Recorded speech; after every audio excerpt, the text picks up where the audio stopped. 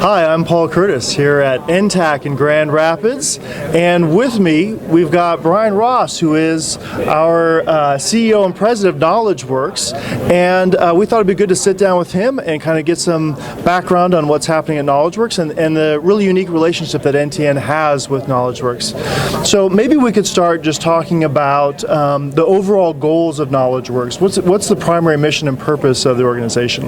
Well, at KnowledgeWorks, we're really all about improving teaching and learning so that kids can really fulfill their own potential. And the best way that we like to think about achieving that is, in today's world, for any student who eventually becomes an adult, they need to be prepared for adult life. They have to be able to think critically. They have to be able to interact with others. They have to understand content that not only makes them an informed citizen, but also a person that can find meaningful work and be very productive in life. And usually what that means is that requires some kind of post-secondary type of experience. So at KnowledgeWorks, we promote innovative strategies to try to get kids through high school and prepared for college. So, our affiliation with an investment in NTAC has really been in that spirit. And we also have EdWorks, which is a sister organization that has an early college high school practice and a turnaround practice. They work in some of the most difficult high schools in the country with the idea that we want to prepare kids better for life. Mm-hmm. And so what was it that KnowledgeWorks saw in NTAC Network that kind of was the impetus for kind of bringing it into your portfolio programs that you're using to influence education? I think the most important thing that we saw, Paul, was that really NTAC really meets kids where they are. And first of all, and then secondly, after NTAC meets kids where they are, they really give them the skills that they need to be successful.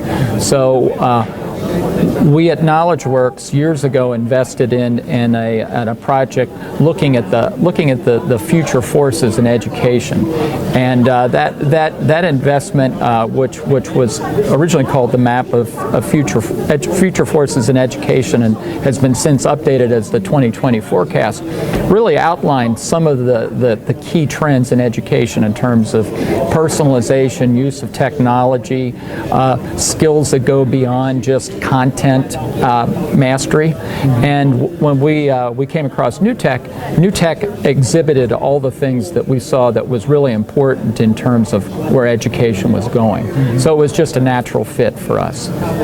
And what was the level of investment that you've had to make in NTAC? Well, initially we made I believe it was $1 million investment, and then that was before NTAC actually joined KnowledgeWorks. And then over time we've been making investments in terms of additional support above and beyond what the schools pay in terms of fees, as well as what NTAC is able to receive from other third-party foundations. So other foundations have been great partners with NTAC as well, like Gates, Hewlett, Carnegie, in their support of a lot of the work that you're doing. We've also been supportive of the community in NTAC. The community in Napa, where NTAC was started, and just like we want to support Cincinnati, which is home to KnowledgeWorks, we think it's very important to be investing in the community that really gave birth to such a great school methodology. And as a person with a business background, how are you feeling about your return on investment for that work? I mean, it's just great. If you look at the results, and I know in a lot of cases it's hard to measure results because we all know that some of these skills are relatively elusive. But if we look at the traditional measures of success, we've been very, very pleased. So the network, for example, is made up of kids that pretty much look like America.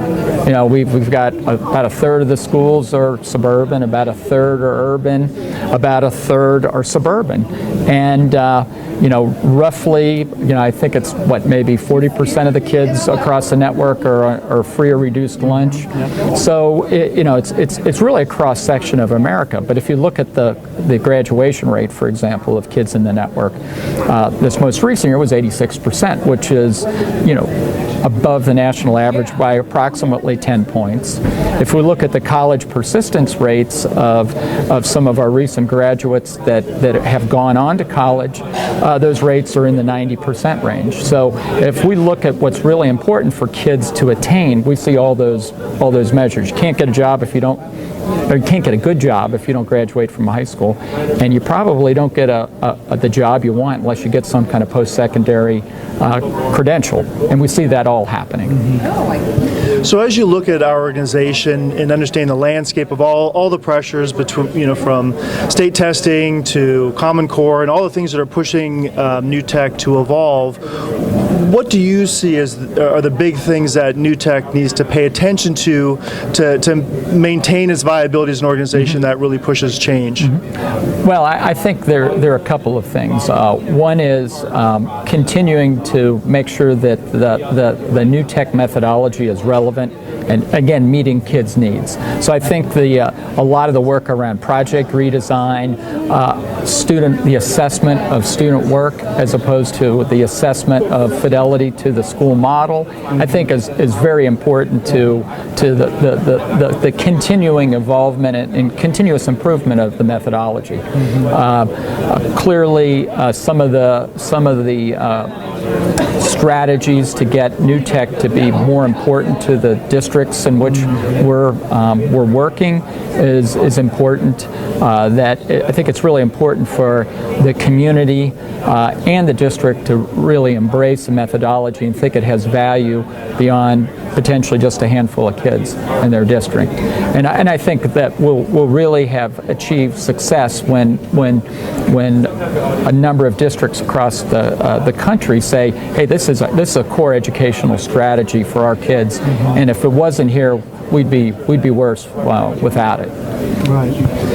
So, for those of you who don't know, Brian takes a very hands-on approach. He's obviously very knowledgeable, not just about KnowledgeWorks as a whole, but about the work here at NTN, and we appreciate that. So, on a personal note, just being here with 1,200 participants and knowing the growth of the network, personally, what is this doing for you and your thinking about the work? Well, I think just being here is really exciting because the energy of the participants is really palpable. That you can, I was talking to somebody in contrast to the new schools training, when you look at the people, they look a little, they're a little sheepish, they're not quite sure what to expect. We're kind of tough on them, and that new training, it's a lot of stuff they have to learn that first year. Yes, and I don't want to say it's boot camp because I don't want to scare anybody, but they have a certain sense of trepidation. When they come back to the NTAC conference, it's like coming home. People are excited. They're seeing friends that they've met across the network. They're engaged in talking about new strategies, learning new ways of doing things, and it's just an energy level that you really don't see in a lot of conferences. And I've been to a lot of conferences in my career, and it's just exciting. It's the energies and the excitement's really infectious. I think even for me, who's been involved for such a long period of time, that every year this event, like no other, is an opportunity for me to recharge, to get that vision again, to hear the keynote speakers and go, oh yeah, we still have a ways to go. There are still things we can be pushing on. That it does, like you said, re-energize the work. Great. Yeah, absolutely. Well, that's about all the time we have today. So. It's great having this conversation with you. Thank you for spending some time with us. And from Grand Rapids, Michigan, here at NTAC 2012, thank you very much. We'll see you soon.